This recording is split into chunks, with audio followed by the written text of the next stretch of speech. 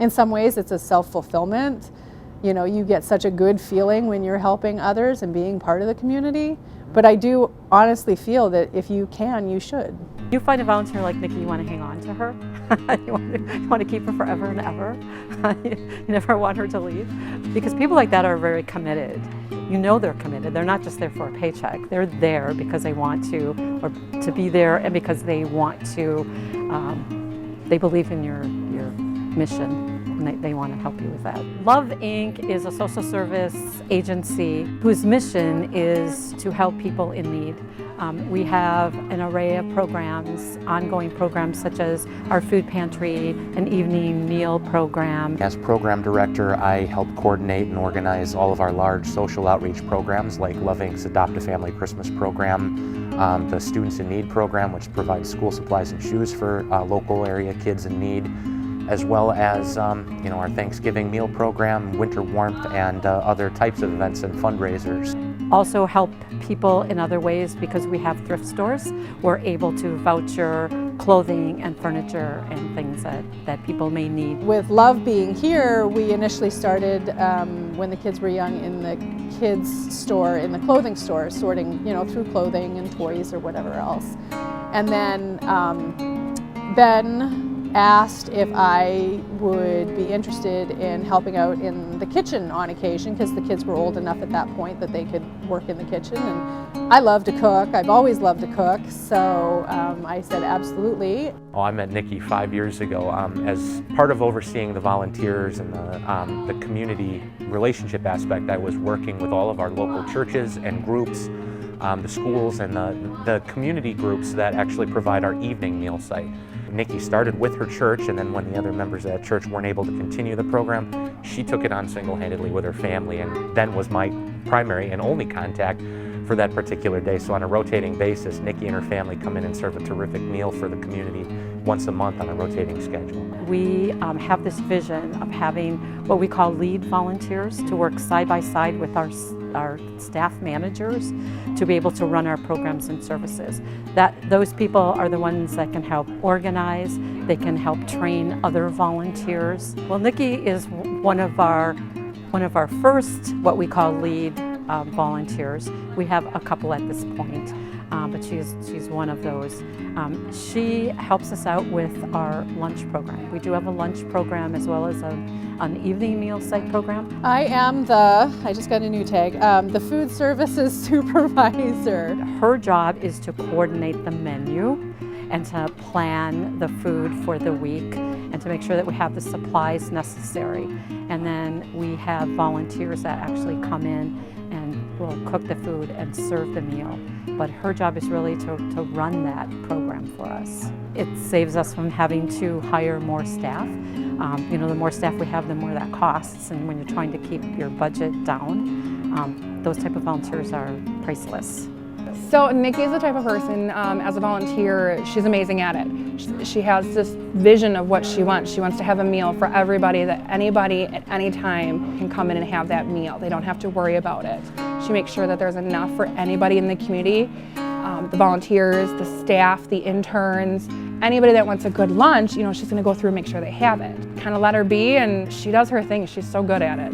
We order food from Feeding America and the Racine County Food Bank, so when that food comes in, it varies anywhere between 2,000 to 11,000 pounds of food every week that I get in. It comes in, we sort it, it gets put in the crates, and then it goes on the shelves for clients. This is the Pantry for Love, and it not only provides food for people that come in here on a monthly basis and do their grocery shopping. It also provides food for the lunch program that we run 5 days a week here at Love, and anybody can come in. What I'm able to do is every month I set out a meal plan, and then I go shopping throughout the pantry, as well as coordinate with Tina and Christina for the meat products or some of the other produce that I need specifically to make sure that we're providing healthy meals Nikki includes her family in a lot here at Love Incorporated. I first met her family doing that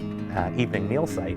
She brought her family, her daughters and her husband in to help serve those meals, and I got to know them as well as I got to know Nikki. She made sure that they were involved as she was. Her husband helps out as well. She'll take it home on the weekends. She will spend her weekend, her off time, not here volunteering, cooking the meals. So she takes it home and her family helps out with it, her husband helps out with it, and then she loads it all up in her car and she brings it in. I do have a tendency to over-volunteer my family members, including my husband.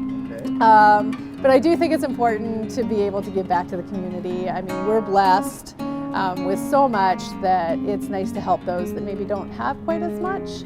And those that, even if they do have it, there's still a need, you know, whether it be they have a need where I had one little girl that used to come in that I used to help her read. You know, she was in school and her dad was disabled, and so she needed help reading, and so that's what I did. And that had nothing to do with him not being, you know, affluent. It just had a skill, you know, and he came here to Love looking for help on that one, and so I agreed to do that. So yeah, it's just, I think it's important, and the girls have all learned, because we have 4 girls. And it's interesting to see how they have carried the spirit of giving on in their own lives. 3 of them are all in the medical field. One's a nurse practitioner, one's a physician assistant, and my youngest is a combat medic. She's in the National Guard. So, and then Jody, who's in the middle, she's a mom, and she enjoys taking care of her little ones, but she will come here when she can and she will help me with whatever I need help with, or she'll come over to the house if I'm cooking something for Love and she'll help me cook. So yeah, so it's nice to see that spirit continued on in them. Well, Nikki's been involved with all of those large outreach programs that I mentioned before, like the Adopted Family Christmas program. She's assisted with school supplies, she's collected donations, she's assisted even with things like general cleanup and maintenance and working around with our other volunteers and leading our teams. Nikki is also really involved with other aspects of our community, not just Love Inc. Now, Love Inc. is a consolidation point for a lot of things, but there are things that we can't provide, services to things like animals, and Nikki is involved in those types of services out there too, working with animal shelters, and she raises horses and has made those available to kids, you know, disadvantaged kids, and give them that experience, and you know, that really enriches what we do here at Love Inc., having somebody who shared so much more than even the scope of our own programs, which are considerable. TLC, Transitional Living Center, right off the bat. That's I worked for them for a number of years, and I still continue volunteering up there. I do their data entry and then their monthly and yearly reports, and work on numbers for grants and that kind of thing, as well as being involved with the clients, both past and present. If they need something, we have one past client who just got her own apartment. She was in the shelter for 2 years. Got her own apartment. She has 2 young children, but she struggles with meal planning and grocery shopping. So I take her once a week and we plan out her meals, and I take her grocery shopping, and then, you know, so she's set for the week, and eventually she'll learn to do it on her own, but she needs that help right now. So TLC is, I have a big passion for it. They do a lot of good work up there for people who are in desperate need sometimes. My other passion is animals, and if I could adopt them all, I would, but my husband says no.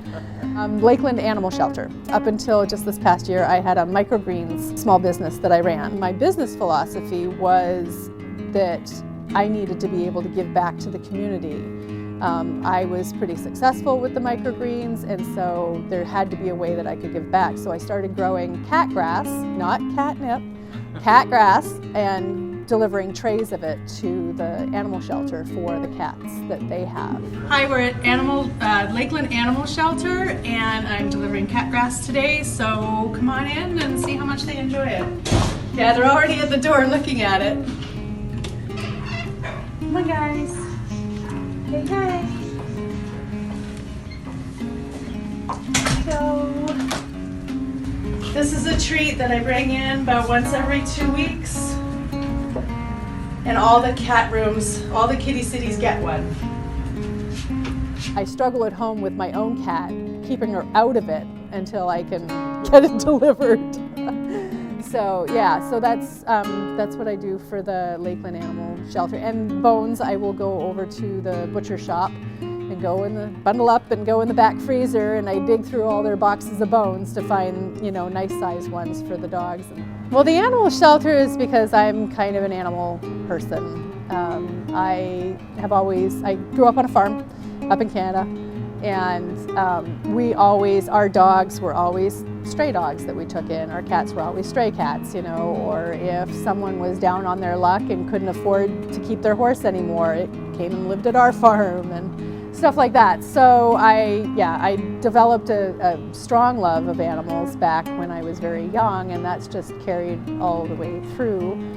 A good volunteer is somebody who understands their strengths and knows that they're not going to let those go to waste, that there is somebody out there who can benefit by them taking that time, stepping out and saying, what can I do? I always have a chance to say thank you, and we all do often and regularly, almost ad nauseum, I'm sure.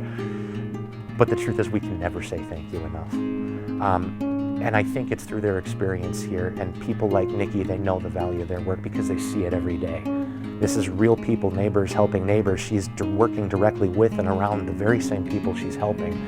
And knowing Nikki, I'm sure she would be the first to tell you that that's thanks enough, because she knows that it means something and she sees the results of that.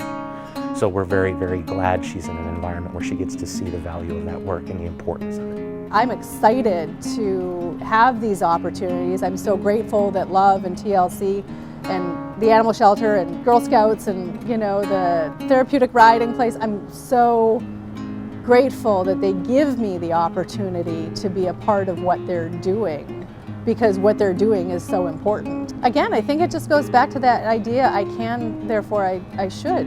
I'm very blessed. I've been very blessed my whole life, and I feel it's important to share that as much as I can with people that don't have the opportunities or didn't have the opportunities that I've been presented with, or my kids, or my husband, so